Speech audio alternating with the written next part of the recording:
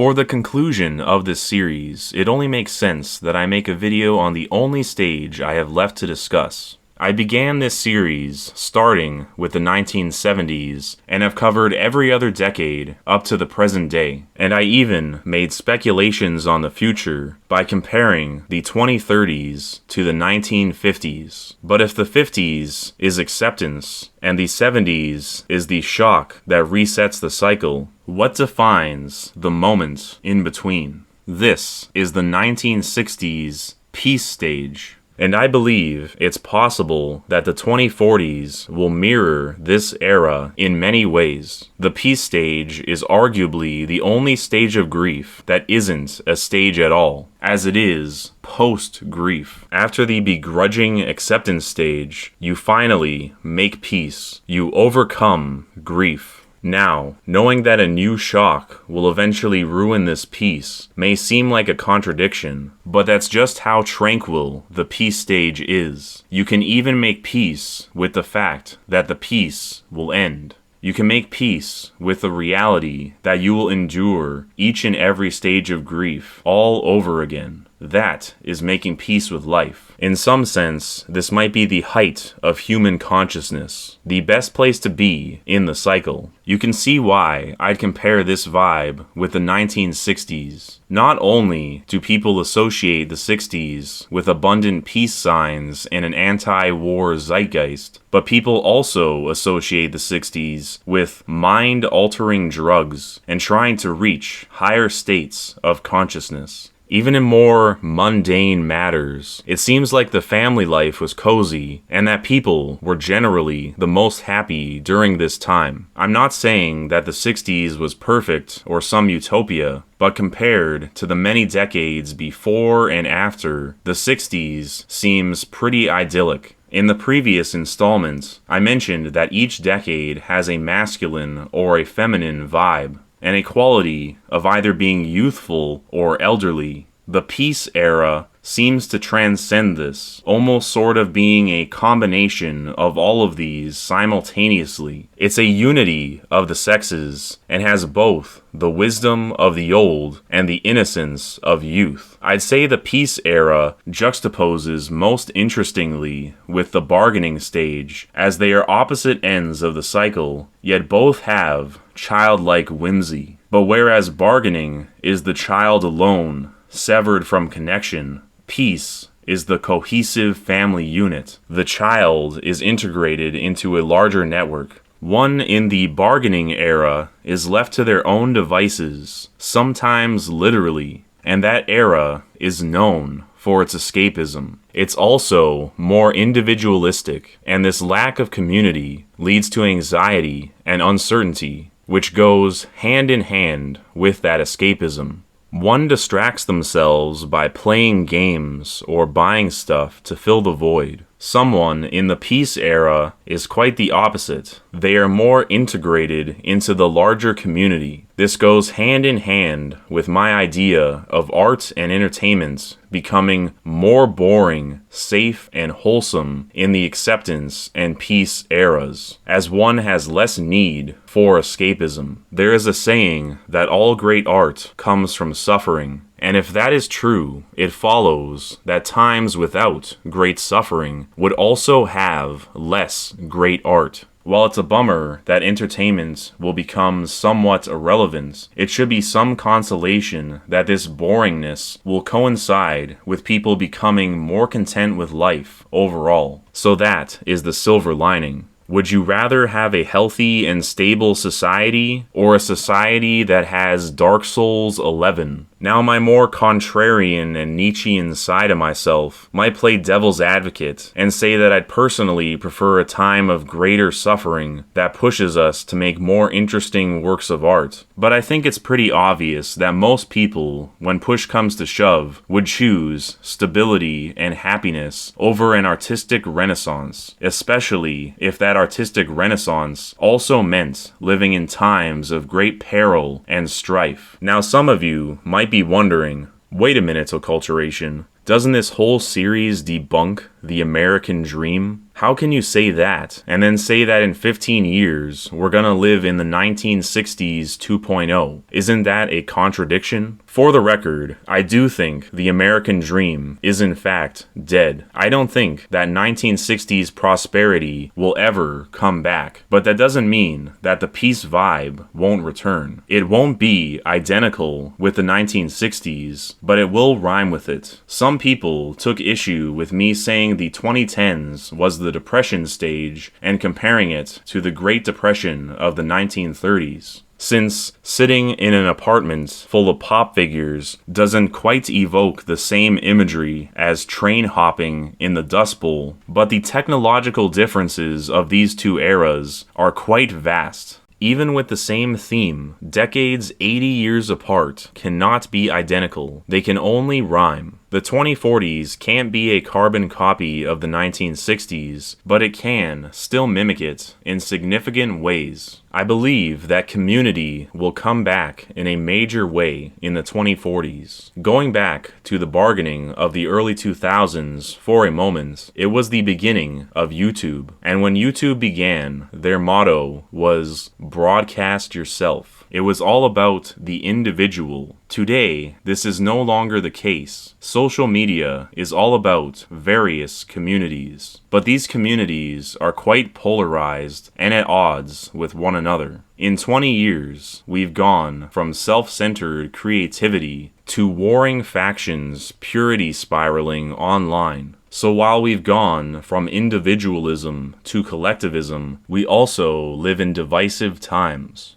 In another 20 years, I suspect that the internet will become a much more cohesive and less adversarial place that's much more unified. Of course, this means the internet will become much more censored and boring overall, but that's the trade-off. Some people will abandon the internet en masse in some sort of Luddite movement, and others will use the internet like mind-altering drugs to attain higher awareness and alter their consciousness. Maybe virtual reality will finally take off for real this time in the 2040s, and there will be a technological equivalent to acid trips. Maybe even something like Facebook's metaverse could take off in the 2040s. We are just in too divisive times for something like that to appeal to people at the moment. As far as other entertainment is concerned, I think the 2040s will be ground zero for the following 80 years of pop culture succeeding it. The 1960s is where classic rock music emerged. Movies by visionary directors became more mainstream, and color television was introduced to the masses. It was the beginning of the boomer American popular culture that really exploded in the 70s. And much like the explosive transition from black and white to color TV, I think there will be similar events in the 2040s. Generation Alpha, or maybe Beta, will be the first generation to grow up in this new cultural paradigm, much like how the Boomers were the first generation raised on rock and roll and television. People may have thought I was just being a depressing doomer in my 2030s acceptance video,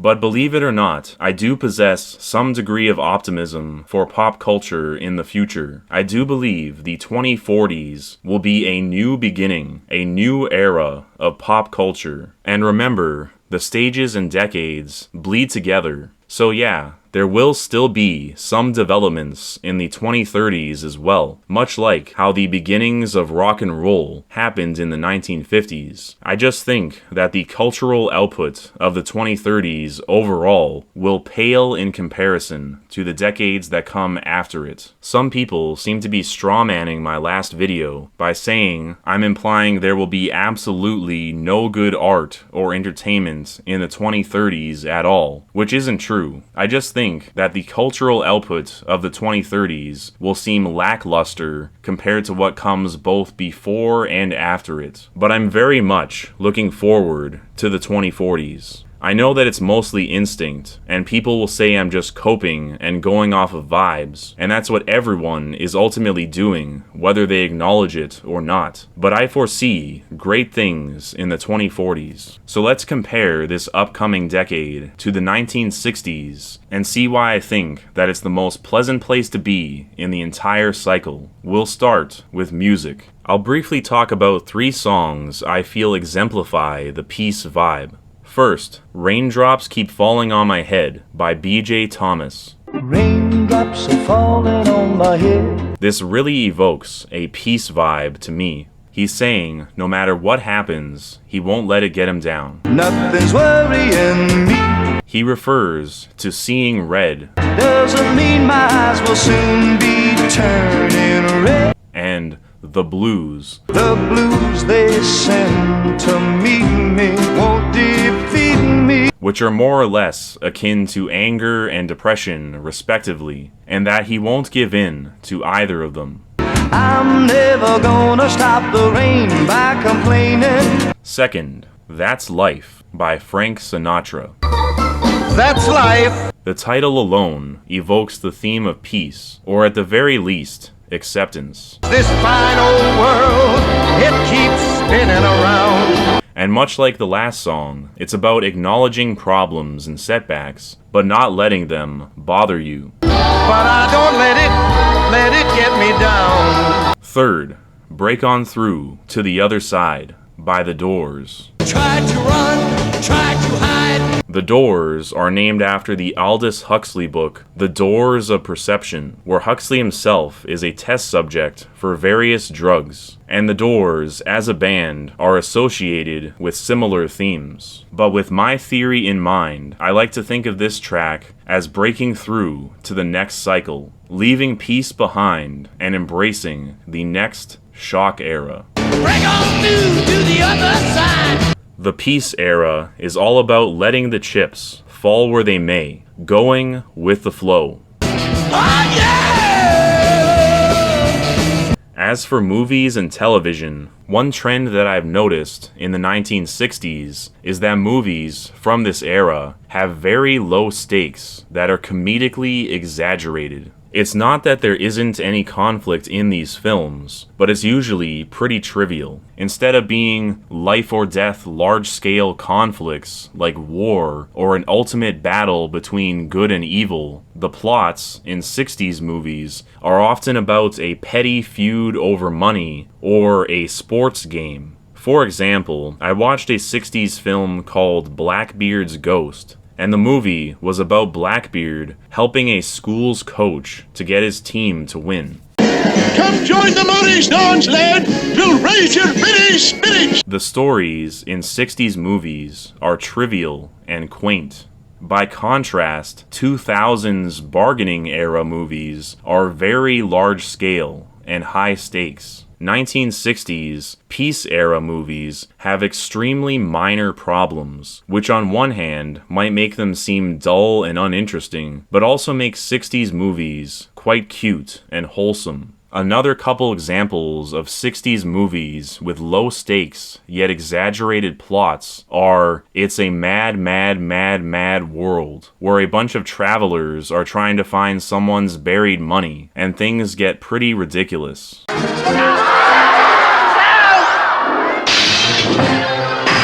And Dr. Strangelove, or How I Learned to Stop Worrying and Love the Bomb.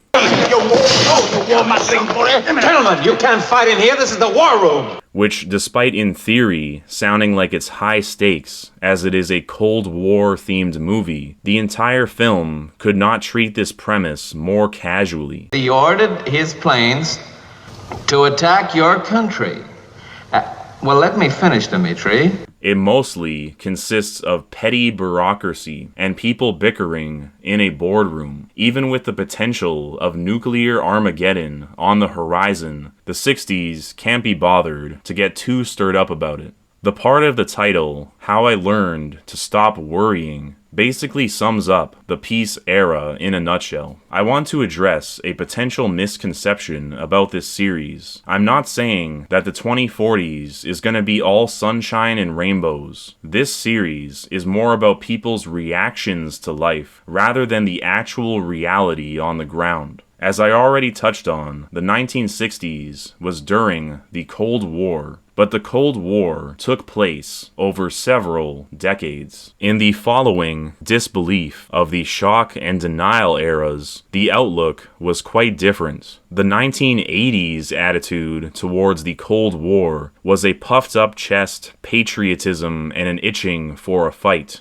The 1960s peace stage, by contrast, has a much more relaxed worldview. The 60s outlook is, if we're all gonna die in a mushroom cloud explosion, why worry about it? Just live your life normally, and whatever happens, happens. This is quite different than today's outlook as well, where everyone seems to be trembling under their desks, anticipating the end of the world. The 2020s testing stage reaction to a supposed impending doom seems to be crying in the fetal position. Some people may say I'm just coping here by saying it's gonna get better and everything is gonna be utopian eventually, but I genuinely have no idea if things are gonna get better or not. Potentially, things could get even worse. However, my prediction is not that things will necessarily get better, but rather that people will be better adapted to cope with life as it is than they do now. There's a quote from early 60s US President John F. Kennedy that goes like this: "Do not pray for easier lives. Pray to be stronger men." I think this mindset is in line with the 60s zeitgeist more than any other decade, especially if you compare it to the 90s anger that wants change for the future, the hedonistic escapism of the early 2000s bargaining, or the nostalgic reverence for the past that occupies the 2010s depression phase. The peace era does not long for a better tomorrow, nor a romanticized past. The peace era does not long for escape. The peace era embraces the present and is present for it. There is a famous scene in Lord of the Rings where Frodo expresses that he wishes things had not happened the way they have. I wish the ring had never come to me. I wish none of this had happened. And Gandalf basically says, "Too bad, deal with it, lol." So do all who live to see such time, but that is not for them to decide. And that we don't have much control over things, and should more or less be okay with that, and only focus on the small things we do have power over. All we have to decide is what to do with the time that is given to us. Both Frodo and Gandalf have childlike whimsy, but have very different outlooks on life. Frodo best represents the bargaining stage. He finds life rather burdensome and longs for escape, as he uses the ring to turn invisible and quite literally hide from his problems. And of course, the Lord of the Rings movies are bargaining era art, so it makes sense that the protagonist reflects that. Gandalf, however, better represents the peace era. He is not burdened by the grief Frodo possesses, and can make peace with life as it is. Frodo wishes for an easier life, whereas Gandalf tries to be a stronger person. The main distinction being that Gandalf does not long for an escape. We will go through the mines. So be it. If one truly wishes to achieve peace, they must reject all the temptations of the otherworldly. The good old days are never coming back, and the fan fictions of a better tomorrow will never be actualized. The present is all that matters. Now, when I say all this, I'm not saying all of this is entirely in people's heads. This quite obviously does have some impact on the reality on the ground. But ultimately, it all stems from mental states. Imagine two materially identical nations, both with equal wealth and technology, and everything else essentially the same. Now, one of these societies is full of people who are generally content with life, and the other is entirely populated by depressed people. Now, everything else being equal, Which society would you rather live in? Chances are you choose the former over the latter, because other people's mental states can still negatively affect you, even if you live in a technologically advanced and wealthy nation. Now, things become much more complicated if you ask the question, would you rather live in an impoverished place populated by people content with life, or a wealthy place populated by people who are depressed? That is a harder question to answer, and I think this idea also explains generational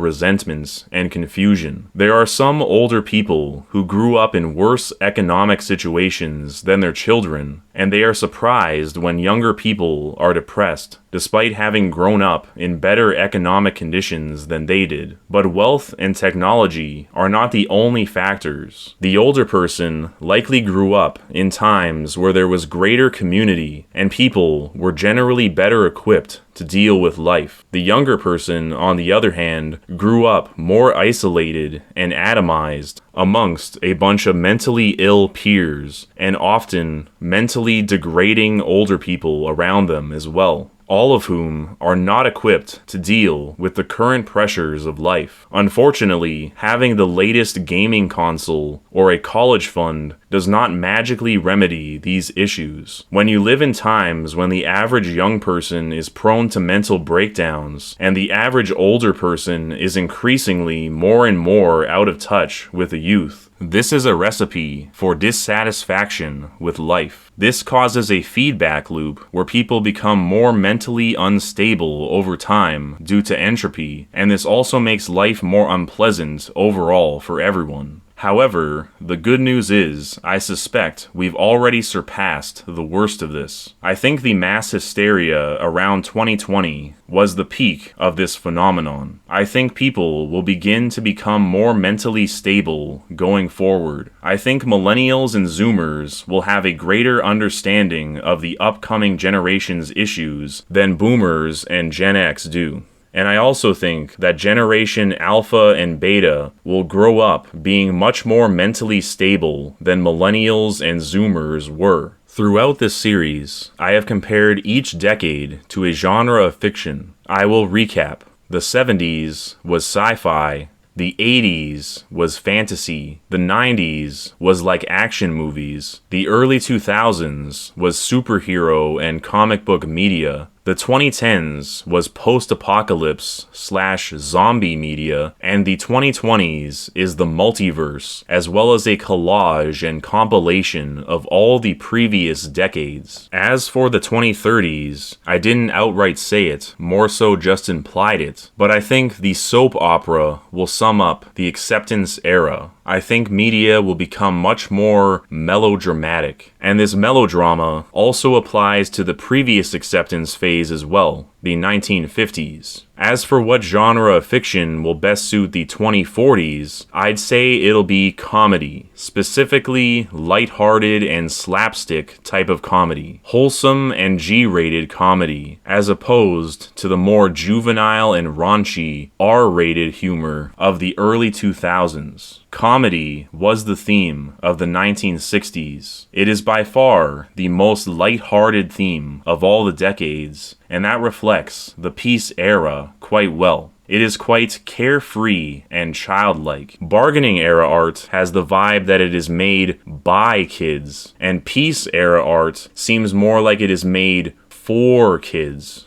The entertainment of the bargaining stage is crude, outlandish, and tends to get rather dark out of nowhere. But peace era entertainment feels more like it is curated by parents to be child-friendly. Bargaining is playing pretend in your backyard, and peace is summer camp. So while both share a childish charm, they are also opposites in some respects. It's funny I've gotten so much criticism for comparing the decades to masculinity and femininity respectively. Some people seem to think I am bashing femininity by implying the better times were the more masculine eras, and others seem to think I'm bashing masculinity by downplaying its value and not being super critical of the feminization of culture. But if anything, this series is implying that the childish stages are superior to both the masculine and feminine stages. I've already said that I consider the bargaining stage of the early 2000s to be my personal favorite era, and I'm saying here that the peace era is a desirable end goal. I'm not here to bash either femininity nor masculinity. I actually think the highest points of the cycle are the ones that have a healthy balance of both of the sexes. Both femininity and masculinity in isolation can have many flaws, and while there is merit to both sexes as well as their eras, I do believe the bargaining and peace stages are the height of human creativity and flourishing.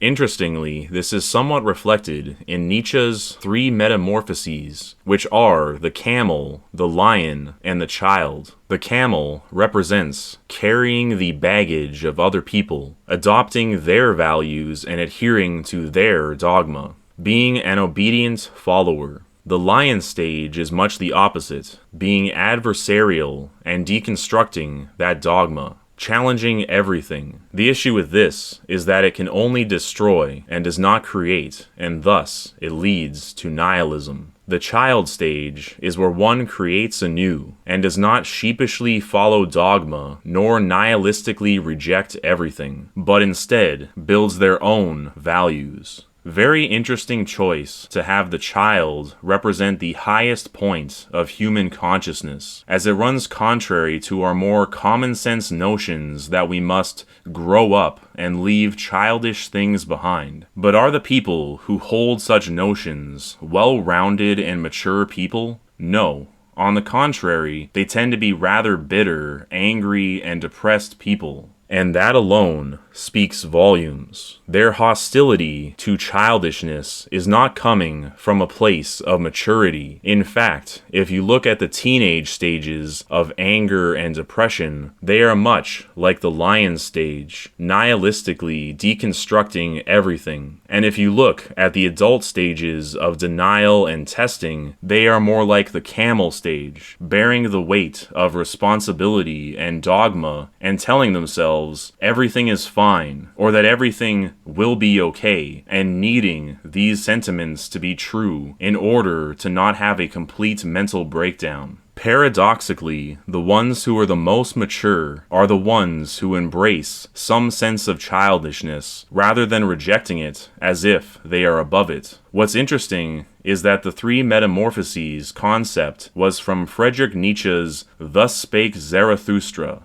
a book from the 1880s. Now, if you recall, I mentioned in the 2020s video that the previous shock stage was the 1890s, which would make the 1880s a former peace stage. So Thus Spake Zarathustra could potentially be a peace era work of art. Another thinker I'm drawn to is Marshall McLuhan, famous for The Medium is the Message. His thinking parallels mine as well, as he views the medium itself as saying more than the content that it holds. You could boil down my own series to the concept, the decade is the message, as I'm essentially saying that regardless of whatever message a piece of media is trying to get across, what is far more telling is what is shown, not told. The time and place of a work of art often speaks more volumes than the intent of the author, which I know may upset some of those who are artistically inclined. But I don't say this to diminish the role of artists, nor to devalue art. I think that art is of the utmost importance. I myself am not immune to this rule either.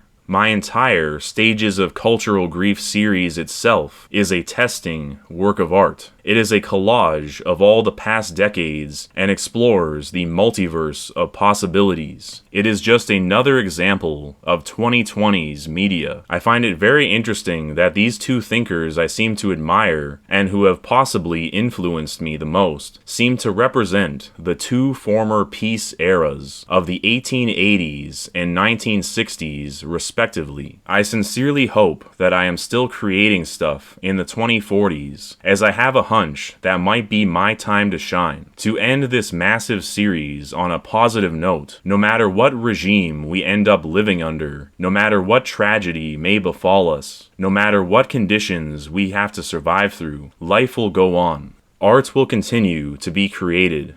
Our stories will be told, even if, indirectly. I genuinely think the best is yet to come. I do think the worst will be behind us, and life will get better. Even if it doesn't, we will be much stronger and better equipped to deal with whatever challenges await us. And if AI destroys us all and the nukes go off, let it happen while I play a beloved video game and listen to my favorite tunes, not huddled up in a corner crying about World War III on Twitter. Our acculturation continues. The walls made